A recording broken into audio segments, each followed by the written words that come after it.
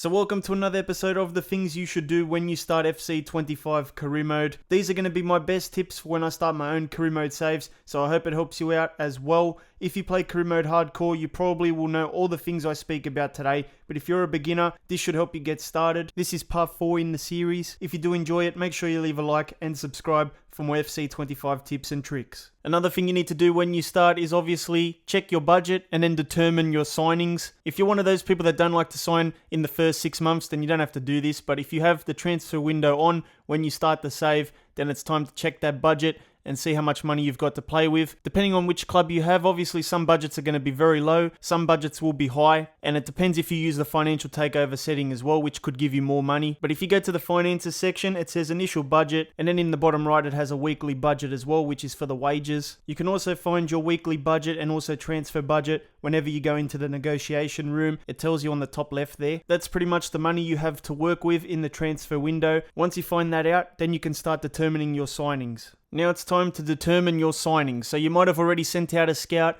and it came back with some players. This is where you can check the scout reports and check the players that your scout found. And then obviously you can put them in the transfer hub and put your bids in and all that kind of stuff. You can also search players here.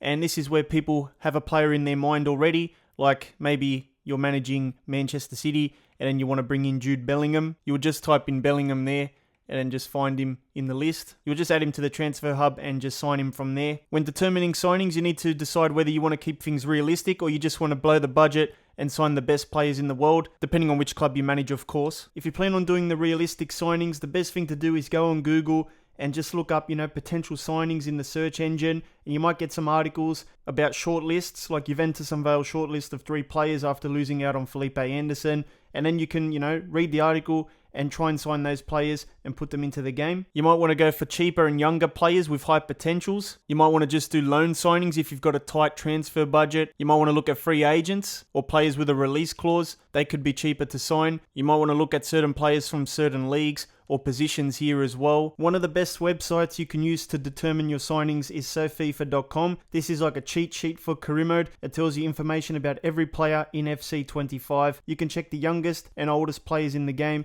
You can check the best overalls and also the worst overalls, the best potentials as well, the cheapest players, and also the most expensive players as well. What's good about this is that on the left you do have filters. So let's say you're looking for players that are 21 years old or under and they might have a potential of over 84. You can put that in the filter section. You might want to put the position down or just leave it as empty. We'll put a striker here. You can also do the value. So if you've got a budget of like 40 million, you can put 40 million. You can submit it and we'll see if it reports anything. So it does come back with some results. You can sign players like Højlund and even Wahi, Ansu Fati. Obviously, this is just an estimate. Players might be worth more when you go to buy them. But yeah, this is like a cheat sheet and it does report a lot of different player results once you filter out the search. If you don't want to use the scouting system in the game, this is one of the best things you can do to determine your signings. Another thing you need to do is also determine which players you want to sell. Selling players can be good because you can, consolidate the roster a little bit. You might want to sell your best players before they start getting older and start declining and losing value. If you sell players, you can also free up money. You can increase your wage budget and also transfer budget to sign other players you're looking at. So selling is definitely part of the game.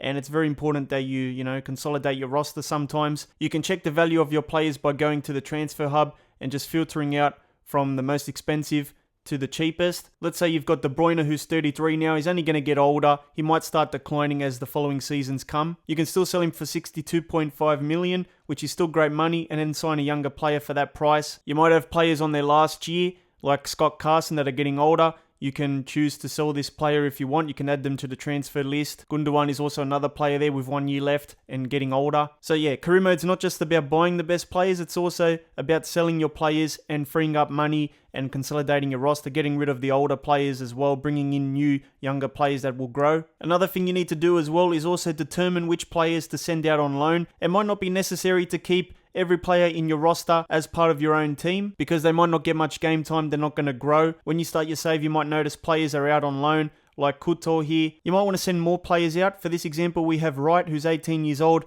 Very likely not going to be playing for the Man City starting 11. He's only got a 62 overall. That's not going to be good enough. So you can add them to the loan list and you'll get offers from other clubs. You can send out your players on loan where they're going to get game time. They might grow then they'll come back next season looking better. I would take a look at the younger players like 1920 that have like 60 overalls, Nico O'Reilly here for example, and then just add them to the loan list, because it's not going to be necessary to keep so many players with you because they're not going to play likely. In career mode, there's clubs that have generic grounds and also clubs that have their real stadiums. With their real stadiums, you cannot edit the name of the stadium or anything about the stadium. But when it comes to clubs that have generic stadiums, for example Barcelona, you can edit certain things about the stadium. This feature also comes up in Create a Club, or if you're using a club that has a generic stadium in the game, not just Barcelona. So you pick a home ground, the game will set a generic one for you, which sort of resembles the real life stadium. In this case, El Libertador is like the Nou Camp. If you want to make it a little bit more realistic, you can rename the stadium by pressing the square button,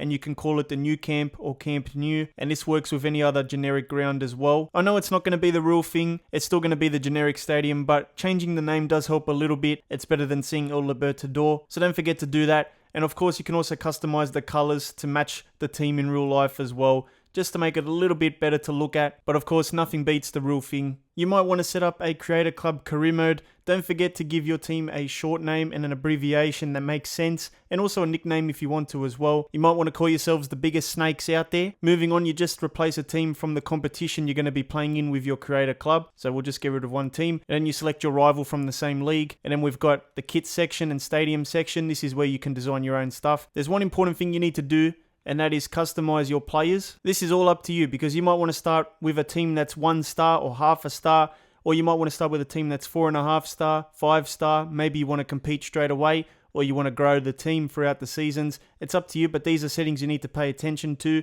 The squad age is also important, because you're going to have a very young team, a balanced team, a seasoned team, or a veteran team. The higher the age, the better the players are likely going to be in terms of overalls, but they're not going to grow as much as the younger guys, so you might have to replace them a little bit quicker in your save. Transfer budget's also important, because if you want to compete, you need to set a reasonable budget. You don't want to be playing in the Premier League with a 1 million budget. Board expectations is also important. You need to take a look here and see which one is going to fit your club better. There are presets that EA gives you, like Football Giant, which is going to affect the domestic success, continental success, and the other requirements there. Then there's also the small club. So if you have a small club mentality, you can do this one here. And then you've got youth focused, which has different objectives. And then there's also domestic focused and heavy debt as well. Or you can go to the custom section and just design your own one. Another important thing you need to do is also take a look at your squad here, but also customize your players. You can do that by pressing on any of the players here, and you can see that you can change the name, also the kit number, the country, the birth year as well, and then also the attributes of the players. So you can make really tall players, a whole team of 6'7" giants. You can make them also really short, so you can do 4'11", and then you go to the position. You can also edit that, so you can turn your keeper into a striker, and then you can also do the attributes, so you can do 99 everything, or you can do 1 for everything. You can go as high and low as you want with all the different attributes here,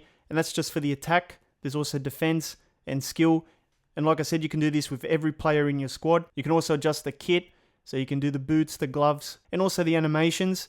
So you can do their celebrations, set piece style, and also the running style. You would save your changes, and then it would take you back to the menu where you can move on to your second player and do the same customization there as well. This feature is good because you might want to create a team that's like your school team in real life, or a bunch of mates in real life, or your local club. You know, you can change the name of the players. I'm not sure if you can change their hairstyles and all that. I don't think you can, so that's a little bit of a downfall, but still, you can have a bit of customization here and create a team that you want to create and put on the field. Thank you to the Vapex FC members for your support. If you want your name featured here, just sign up using the link in the description. If you did enjoy the video, please leave a like for me. Make sure you subscribe for more episodes and hit the thumbnail in the middle to watch another FC25 video.